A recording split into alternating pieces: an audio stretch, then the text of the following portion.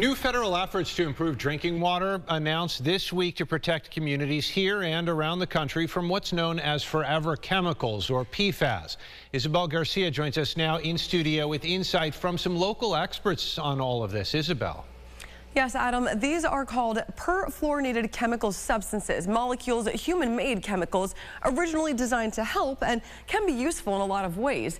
But now research over the past decade or so shows long-term exposure can have severe negative impacts on human health. A new federal proposal from the Environmental Protection Agency calls for the creation of a national standard to combat PFAS. Perfluorinated chemicals, which are found in everyday items, our air, water, and more. Dr. Paige Lawrence is the chair of URMC's Department of Environmental Medicine.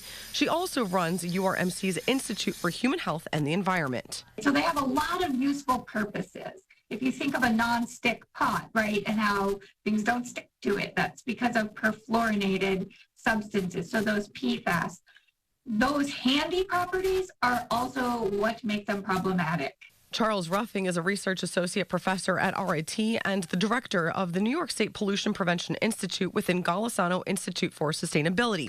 He explains these human-made forever chemicals first came on the scene around the 1940s, aiming to solve problems.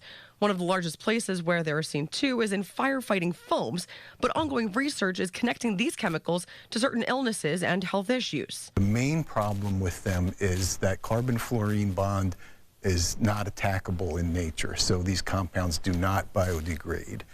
And so they stick around for a long time, and we're finding that people are starting to accumulate them in their bodies, even if they aren't directly exposed, because these things have such a long lifetime.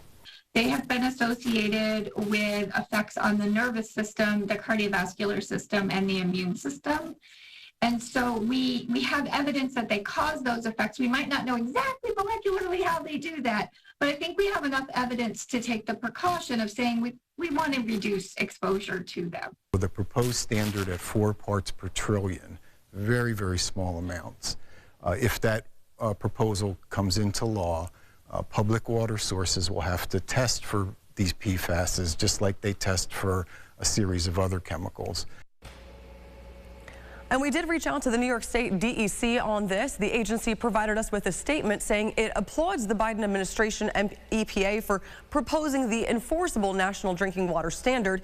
The statement also emphasizes New York State public drinking water is already required to meet federal and state drinking water standards, and residents now can continue to drink their water unless told otherwise by their public water system or health department.